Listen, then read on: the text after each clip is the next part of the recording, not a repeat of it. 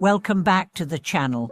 In today's video, we are going to explore an essential topic: how to accumulate virtuous roots through correct intentions. In the path of spiritual practice, virtuous roots are considered the fundamental foundation for awakening and liberation.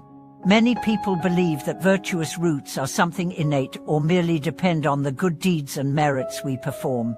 However, the reality is that the size of these roots is closely related to the height and depth of our intentions. So, how can we accumulate more virtuous roots through the right intentions? Let's dive into this topic and understand the true nature of virtuous roots and their importance in our spiritual journey. To begin, let's clarify what virtuous roots are. In Buddhist practice, virtuous roots refer to the positive actions and thoughts that led us toward enlightenment and liberation. They are hidden strengths within us, allowing us to gradually purify our minds and helping us move forward on our spiritual path. Whether it is through studying the teachings of Buddhism, following the Dharma, or practicing compassion and wisdom, virtuous roots serve as the driving force on our journey. As the great Lama Tsal Trimji Antiso Rinpoche once said, the size of virtuous roots is not solely determined by how many good deeds we have done, but more importantly, by the purity and sincerity of our intentions. Many people in the early stages of their practice often believe that performing many good deeds is enough to accumulate enough virtuous roots. While accumulating good deeds is indeed important in spiritual practice, the most fundamental aspect lies in the purity and sincerity of our intentions. Intention refers to the motivation and purpose behind everything we do. Whether our intention is pure and whether it brings genuine benefit to others directly affects the amount of virtuous roots we accumulate. The ultimate goal of practice is to help ourselves and others escape the cycle of birth and death and attain nirvana. Therefore, if our intention is centered around personal fame or gain, the virtuous roots we accumulate will be limited and may even be futile. However, if our intention is to benefit all beings, wishing to use our practice to help others experience joy and freedom from suffering, then the virtuous roots we accumulate will be immeasurable. In the practice, we often encounter a perplexing question: why do the same actions lead to such different results? Some people perform good deeds and feel their spirit uplifted, as if they are getting closer to the true meaning of Dharma, while others, despite performing good deeds, still feel an emptiness in their hearts, unable to find true satisfaction. The reason for this difference lies in the intentions behind their actions. Accumulating virtuous roots is not about outward actions alone, but about the inner motivations and intentions.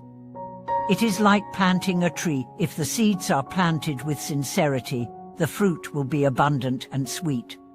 But if the motivation is not pure, no matter how many good deeds we perform, the results may be fruitless. In spiritual practice, the height of our intentions determines the increase or decrease of our virtuous roots. Virtuous roots are not something we are born with.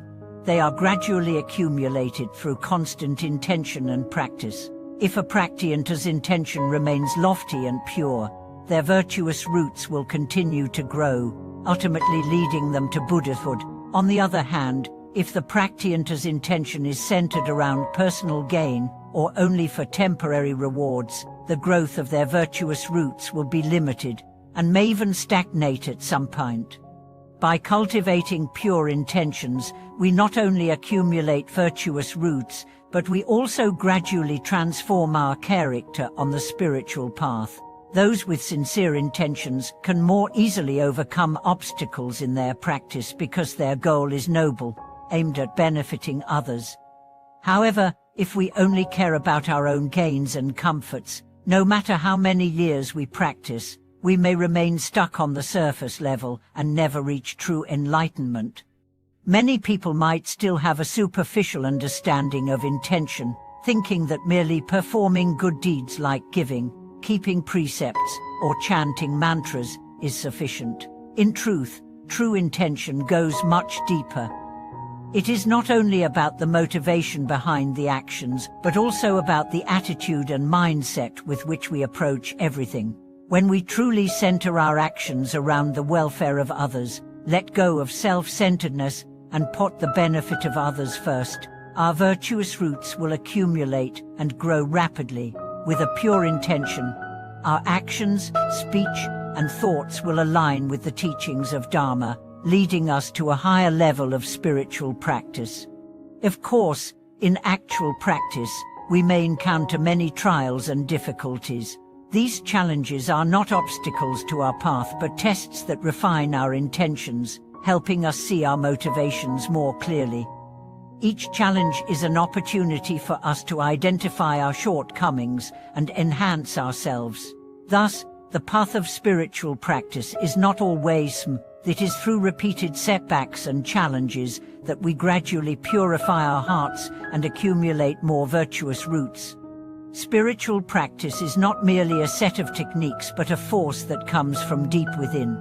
When our intentions are pure and clear, every effort we make will be blessed, and every practice will lead to growth. Only when our virtuous hearts, rooted in sincere intention, manifest in every action, can our virtuous roots truly increase. Whether it is through giving, keeping precepts, meditating, or in our daily actions, the accumulation of virtuous roots is inseparable from the purity of our intention.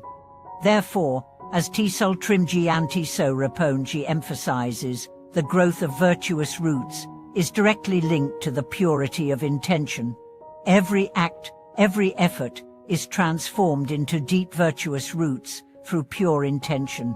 These virtuous roots not only help us attain enlightenment, but also help others escape suffering and ultimately achieve the goal of Buddhism to benefit all beings and free them from the cycle of birth and death.